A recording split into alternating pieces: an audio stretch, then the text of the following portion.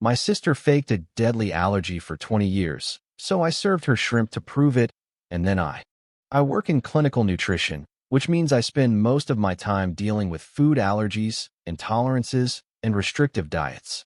I've spent years studying the science behind allergens, their physiological effects, and the diagnostic protocols used to confirm them. It's my actual job to recognize the difference between life-threatening allergies and performative nonsense. And maybe that's why, when everything finally boiled over, I didn't back down. Or maybe I just couldn't stomach another lie. My sister, Tessa, is 2 years older than me, and for as long as I can remember, she's claimed to have a deadly shellfish allergy. Not the kind of allergy where someone breaks out in hives or gets an upset stomach. No, Tessa said that even the smell of shrimp could send her into anaphylactic shock. Our parents believed her completely. They rearranged every aspect of our lives to accommodate her, without once asking for medical proof. Growing up in a house where shrimp might as well have been cyanide was exhausting. No seafood was allowed inside our home, ever. No tuna sandwiches, no clam chowder, not even fish sticks in the freezer. If we went out to eat and a menu even mentioned a seafood item, my parents would throw a fit and demand to speak with the manager. Tessa would sit quietly through the whole ordeal, wide-eyed and delicate, like she was doing us a favor just by not collapsing in the booth. There was no questioning her condition. I learned that lesson the hard way around the time I was 12. I asked, very cautiously, why she didn't carry an epinephrine pen, and my mom practically snapped my head off. "Don't you dare undermine your sister's health," she hissed, like I'd committed some grave act of betrayal. From then on, I knew better than to say anything that might hint at doubt. But as we got older, the holes in her story started showing. By her mid-20s, Tessa had become obsessed with trendy food culture. She posted endless photos of artfully styled meals, sushi rolls, oysters on ice, Caesar salads, crab-stuffed avocados, always tagged with hashtags about luxury and clean eating. I knew most people scrolling her Instagram wouldn't question any of it, but I couldn't unsee the contradiction. Caesar dressing? That's made with anchovy paste. And the crab salad she posted last summer in Cape Cod? Not even pretending to be imitation. I kept my mouth shut, though. Every time I considered bringing it up, I remembered that tightrope feeling from childhood. Speak up, and you're the villain. Stay silent, and you're safe. One time, after a family cookout, I caught her hovering by the grill while my husband was flipping shrimp skewers. At first I assumed she was just talking to him, but then I saw her grab one off the plate and take a bite, laughing like it was nothing. When she noticed me watching, she just shrugged and said, "It's fine." I took one of those lactase things. I stared at her, stunned. "You mean a lactate?" I asked. "That's for dairy." She rolled her eyes and walked off, completely unfazed. That was the moment the doubt curdled into certainty. I didn't act right away. I sat with it, letting the facts line up in my head like pins waiting to drop. Then, a few weeks later, our mother called and suggested a small family dinner. Just her, Dad, Tessa, both of our husbands, and me. She said she missed everyone being under the same roof, and she wanted a night where we could reconnect. I told her I'd cook. No one objected. When the night came, I made 2 versions of the same dish: creamy roasted garlic linguine with blistered cherry tomatoes and fresh herbs. The only difference was that one version had sautéed shrimp mixed in, while the other was plain. Before serving, I swapped the labels, placing the shrimp version in front of Tessa without saying a word. I watched her closely. Not once did she ask about the ingredients. She didn't sniff it, didn't inspect the plate, didn't hesitate. She just started eating and chatting, totally relaxed. My husband, Ben, who's a nurse, sat beside me with an epinephrine pen in his pocket, just in case I was wrong. But I wasn't. Tessa polished off her entire plate without a single cough, rash, or comment. She even complimented me on how restaurant quality the meal was. 20 minutes later, I stood up, clutched my throat, gasped loudly, and collapsed to the floor. Everything happened exactly as I knew it would. My mom screamed and jumped out of her chair. My dad knocked over his wine glass, trying to reach me. Ben was already kneeling beside me, pretending to check my pulse, whispering instructions under his breath that I didn't need. My hand trembled slightly as I reached toward my neck, breathing shallowly. I had a small blush compact in my pocket that I used to dab my skin.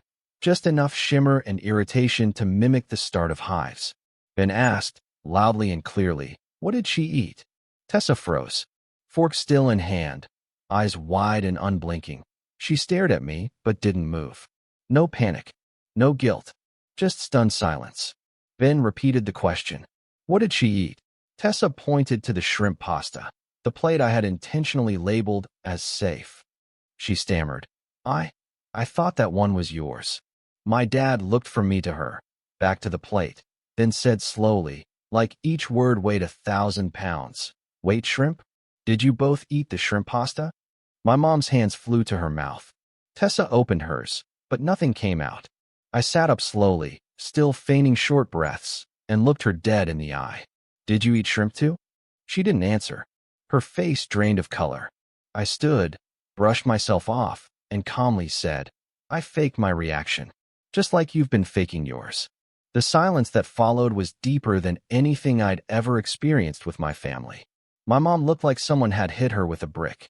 My dad sat down slowly, blinking in disbelief. Tessa jumped up, screaming that I had humiliated her, that I had always been jealous, that maybe the shrimp wasn't real, or maybe it didn't have enough to trigger her. She hurled every excuse she could find like a child caught red-handed, but refusing to admit it. I walked into the kitchen, grabbed the packaging for the shrimp and the printed recipe card, and laid them both on the table like evidence in a courtroom. Wild-caught, peeled shrimp. Same ingredients in both versions of the pasta, minus the shrimp. No substitutions. No mistakes. My father looked down at the bag like it was radioactive. My mother just kept whispering, this can't be right, over and over again. Then Tessa said it, loud, defensive, desperate. So what if I don't actually react? I don't like shrimp, okay? And just like that, the spell shattered. 20 years of controlling the room, the menu, the conversation, all undone with one careless sentence. Tessa bolted out the front door, slamming it hard enough to knock a picture frame off the wall. My mom started crying. My dad sat there like his entire sense of reality had been pulled out from under him. No one touched their food after that. Ben and I packed up quietly and left. She hasn't contacted me since. No texts, no calls. I didn't block her, but when I checked later, I saw she had blocked me. I guess when there's nothing left to control, silence becomes the only tool left. About a week after the dinner, the ripple effect began. Not with Tessa directly. She didn't message me, didn't call, didn't make any effort to explain or confront what had happened. Instead, she did what she's always done when reality doesn't fit her version of the story. She rewrote it, gently at first, behind closed doors, through whispers and sideways glances. It started with a call from our Aunt Lila, who lives 2 states away and barely sees either of us.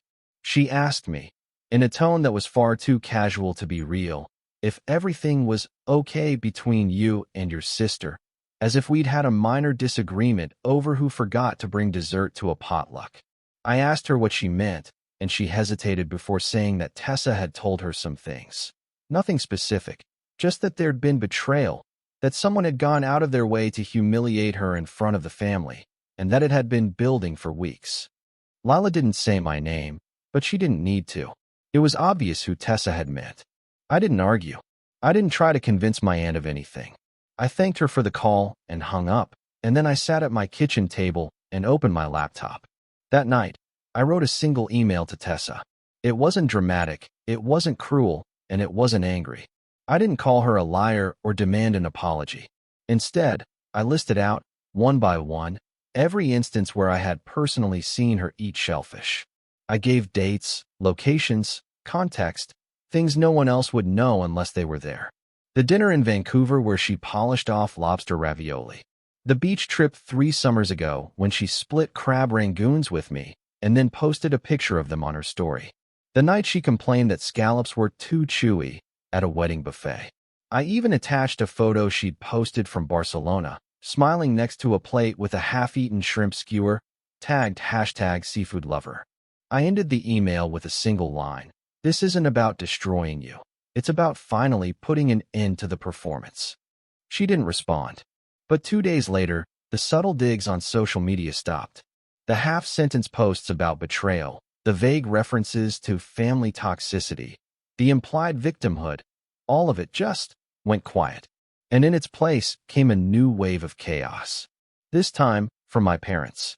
My mother called me crying. She said she didn't know what to believe anymore, that she had raised both of us to be honest and kind, and now she felt like the family was fracturing. She asked why I had to make a spectacle of it, why I had to go that far. Her voice cracked when she told me she just wanted her daughters to get along. I asked her one question in return. Why has Tessa never had a documented allergic reaction in more than 2 decades of supposedly life-threatening risk? My mom didn't answer. She just started crying again. My father, as expected, didn't say much. That's always been his role, quiet, steady, neutral to a fault. But a few days later, he called and asked if I could meet him for coffee, alone. We sat outside a small cafe in the city, away from home, away from the tension. He waited until the server walked away and then leaned in, his voice low. He told me he had always had doubts. Not because he had proof, not because he knew for sure, but because things just never lined up. He remembered once, years ago, asking Tessa why she didn't carry an epinephrine pen. Her response had been so sharp, so angry, that he never brought it up again. He said it was just easier to let her have her version of things than to risk another explosion. I didn't know what to say to that. I wasn't angry at him, not really. I was just tired. Tired of being the one who had to act like the adult while everyone else tiptoed around Tessa's illusions. Jonas, my younger brother, texted me 2 days after the dinner. He's always been the one to avoid any kind of drama, the kind of person who disappears into the background when things get tense. But his message was simple. Holy shit. I think you did the right thing. That meant more than I expected. Meanwhile, Tessa was trying to shift the narrative elsewhere. According to a mutual family friend, she had started saying that the dinner incident had been a misunderstanding, that she hadn't realized there was shrimp, that her reaction had been emotional, not physical, that she had frozen because she was overwhelmed, not because she'd been exposed. I started remembering other moments, things I'd brushed off at the time, but now couldn't stop replaying. Like the time she told her college roommate she couldn't even be near fish oil supplements, and then offered her salmon jerky 2 months later on a road trip. Or the potluck she nearly left in tears over shrimp fried rice, only to bring crab dip to a book club meeting the next week. It wasn't just one mistake. It was a pattern, consistent and calculated, designed to keep her in control of every room she walked into. My parents were stuck in the middle. My mother told me during a phone call that she felt like she had 2 daughters who hated each other. She begged me to come to family counseling, said we needed a mediator. I told her I wasn't interested. I wasn't the one who had lied for 20 years. And then something happened that I hadn't expected. Her job found out. Tessa works in public relations for a wellness-focused food company. She'd told them years ago about her severe shellfish allergy, and they'd made accommodations at events. Someone in the family, possibly unintentional, had passed along just enough information that it trickled into her workplace. My mom let it slip during another guilt-soaked phone call. Apparently, Tessa had tried to get ahead of things by telling her manager that there'd been some kind of family misunderstanding. She didn't admit anything, of course, just painted herself as a victim. But the company's HR team started asking questions. That's when I realized just how far she was willing to go. A week later, my department at work got a message through a shared professional network. A formal complaint had been filed by someone named Tessa. Even though we don't work at the same company, we're in adjacent industries. Nutrition and health branding often overlap. She accused me of orchestrating a public health hoax, of using my professional credentials to discredit her medical history, of creating a hostile environment at shared networking events. It wasn't even subtle. My HR manager called me in and laid it all out. They couldn't act on it. She wasn't employed by our company, but they warned me that reputational damage could spread quickly in our industry. It was meant as a threat, not a legal one, an emotional one. A reputation war, built on hearsay and selective memory. I started reaching out to people in my circle, not to gossip, but to protect myself. Some of them already knew. A few had received messages from Tessa. She'd sent them screenshots, Pieces of the email I'd sent her, cropped and edited to look like an attack. She was trying to paint me as a cruel sibling using science as a weapon. And then I found out that one of the blogs that had previously featured my article on allergy labeling had pulled the piece. No explanation. Just gone. I checked Tessa's LinkedIn the next day. She had posted a long, winding paragraph about being betrayed by someone who shares your bloodline. How she'd been attacked by a supposed expert. How hard it is when the people closest to you turn into your enemies. She didn't name me. She didn't have to.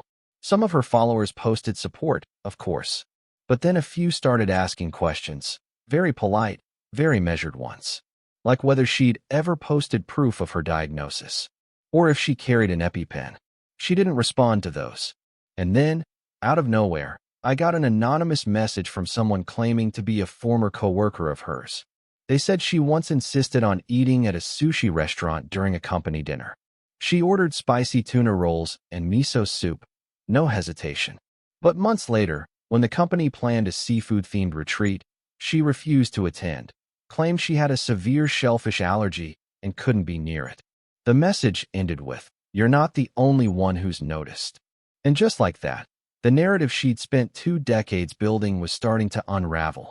Not because I was tearing it down, but because the truth was finally heavy enough to collapse under its own weight.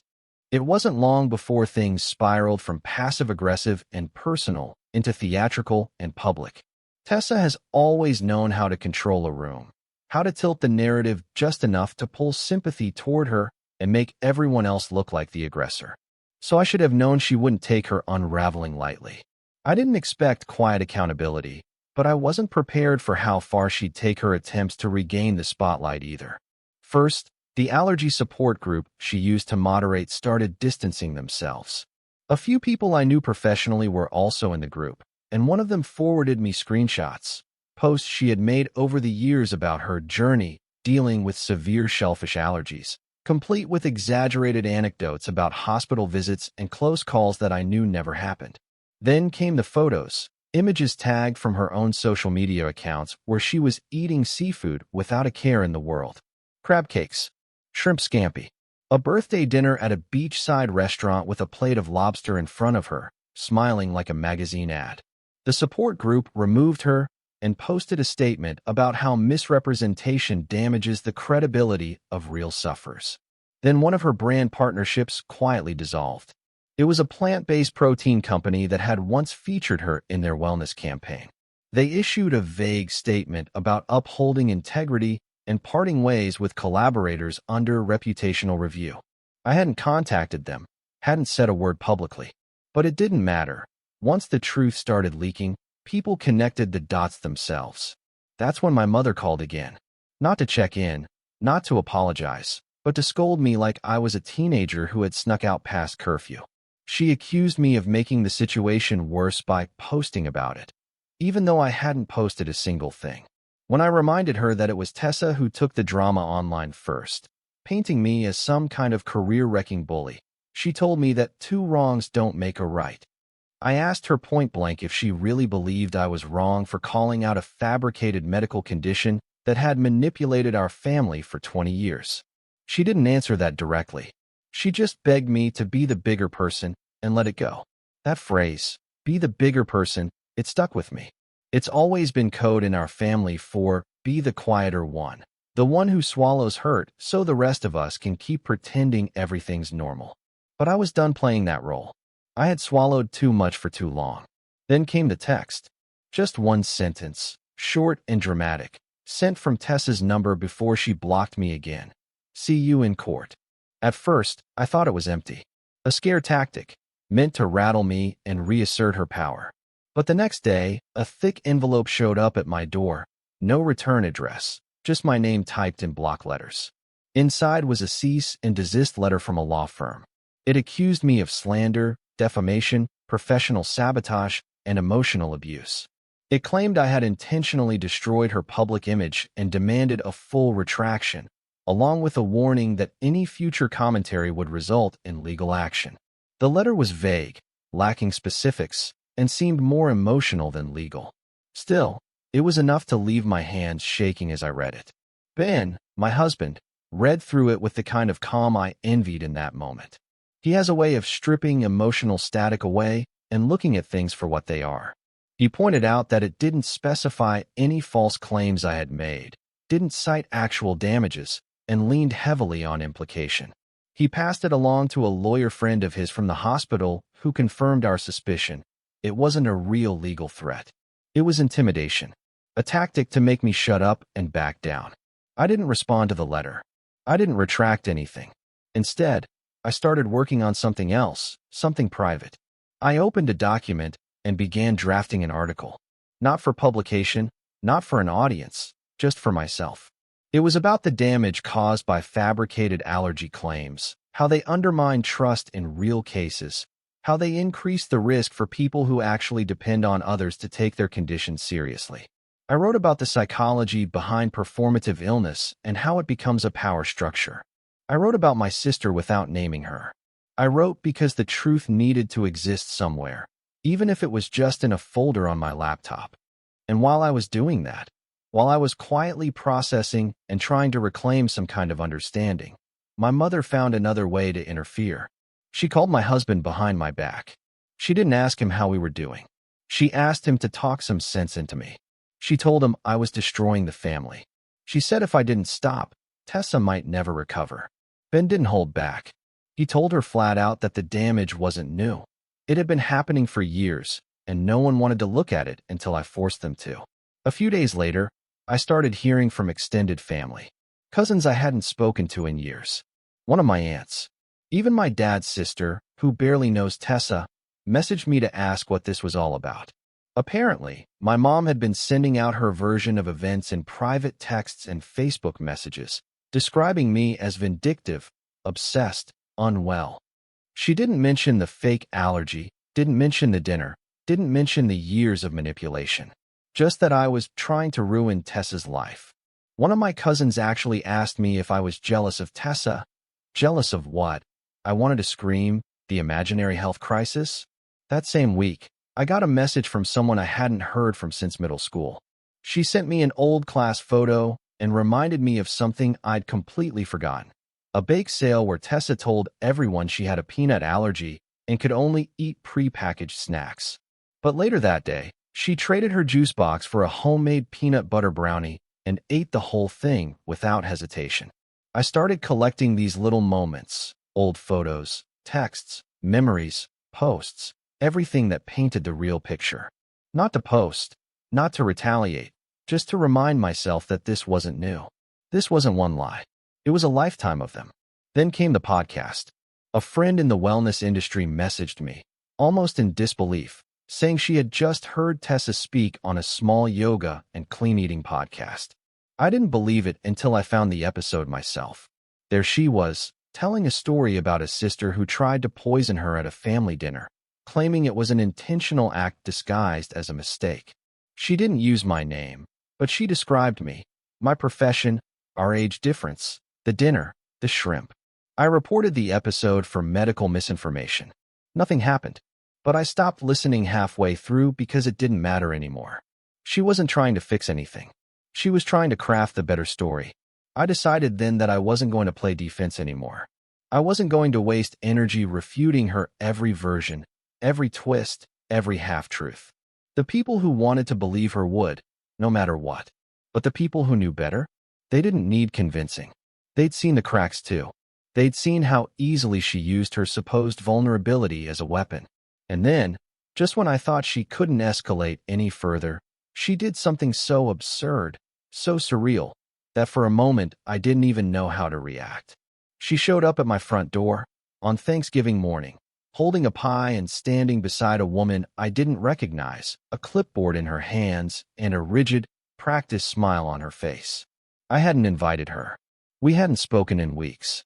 And yet there she was, acting like this was some routine visit, like we were about to sit down and braid each other's hair while a stranger observed.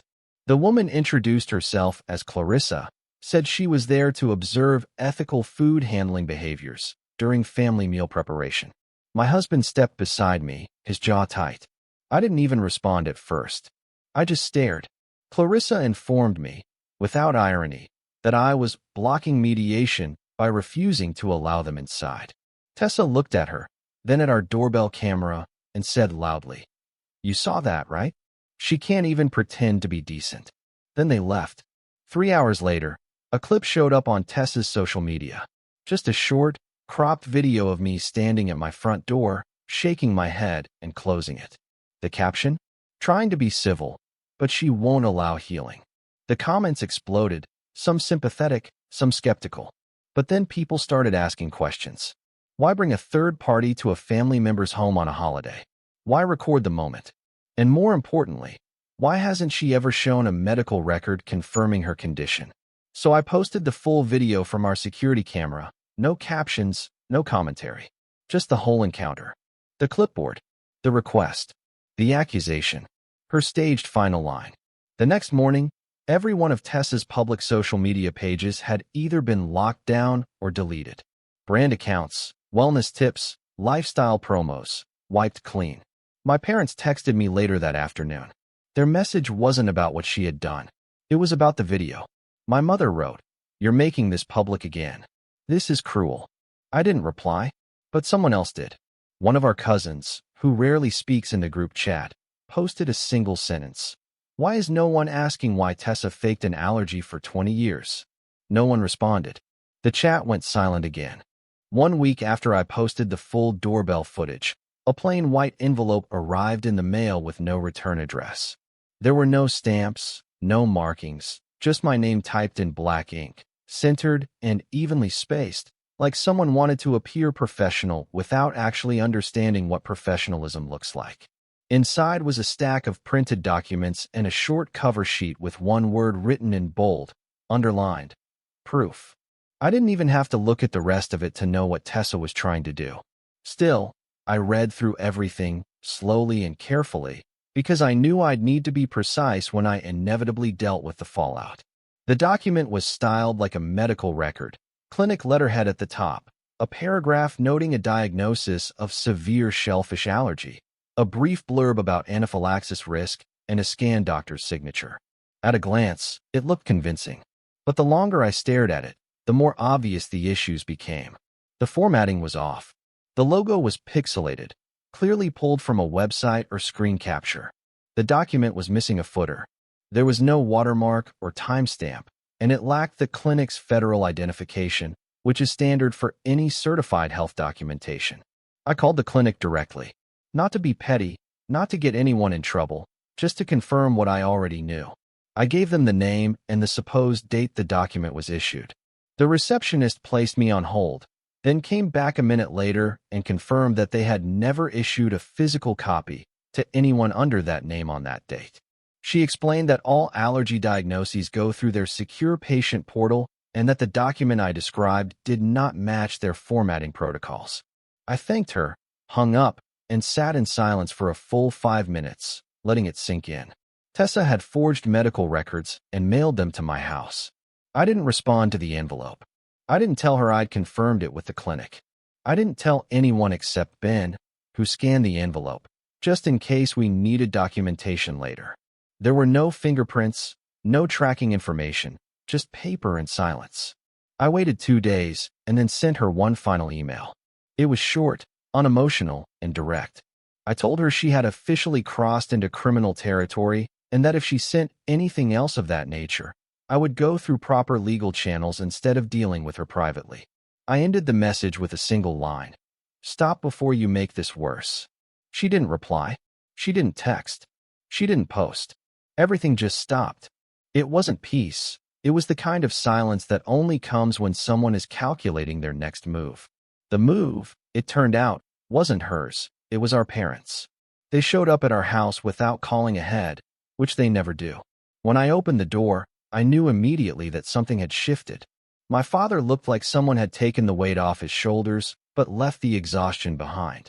My mother stood next to him holding a thick folder in one hand and a reusable grocery bag in the other, like she hadn't decided if she was here to apologize or to argue. We didn't sit in the living room.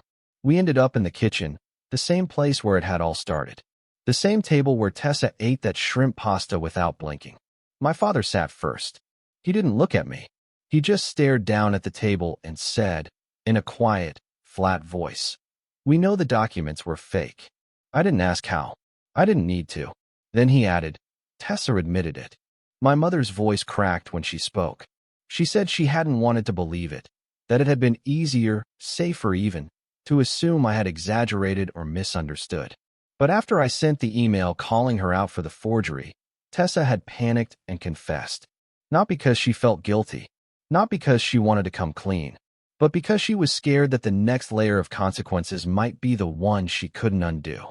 According to them, Tessa told the story like it had happened to someone else. She said it started when she was 9, when she ate shrimp at a birthday party and threw up afterward. She convinced herself that vomiting meant allergy. She liked the attention. She liked how quickly people adjusted to her needs. Over time, it became easier to keep pretending than to admit she had never actually been in danger.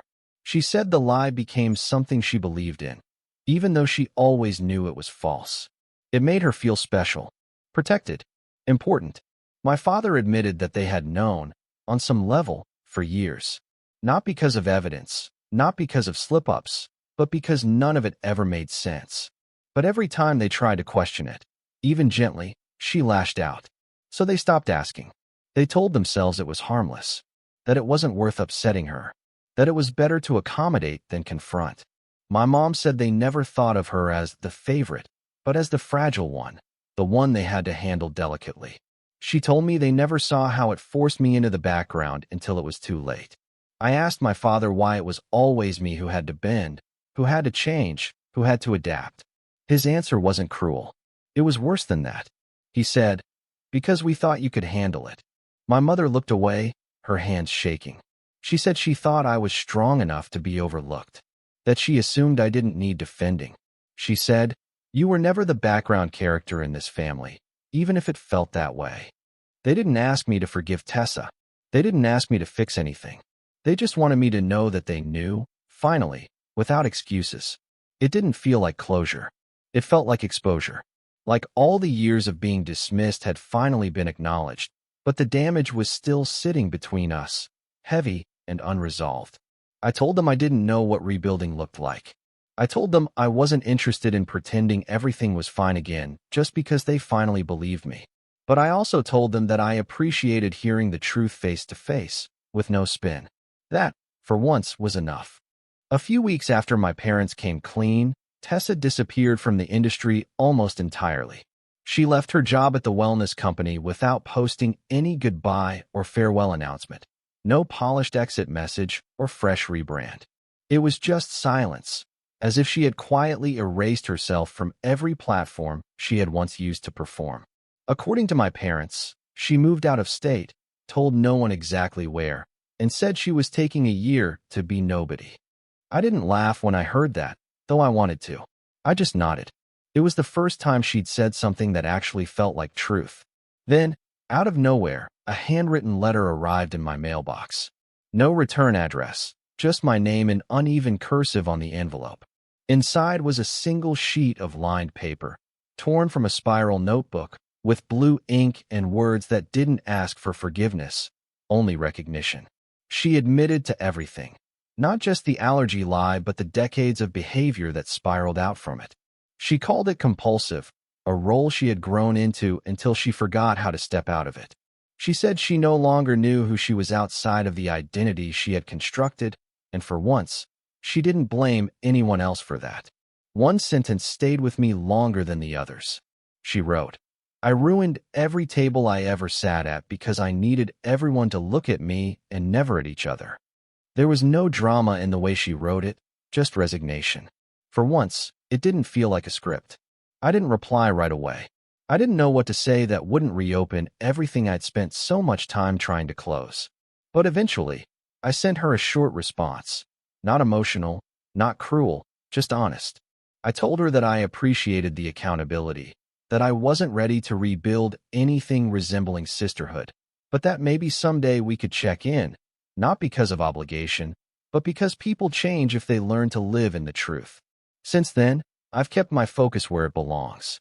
I've been speaking more at industry panels, teaching allergy awareness with even more intention, not just as a professional, but as someone who understands how credibility can be destroyed when people use illness as currency. I remind people every day that real conditions deserve real protection and that truth doesn't need theater to be taken seriously. My parents have started therapy, this time not for Tessa, but for themselves. They said they spent too many years calling silence protection, and now they're learning what facing truth actually means. I don't know what their version of healing will look like, and I'm not waiting around to see it either. As for me, I'm still working, still building, and still standing in my own name for the first time in years. Tessa may have stepped out of the spotlight she created, but I never wanted her stage. I just wanted the light to finally hit the truth.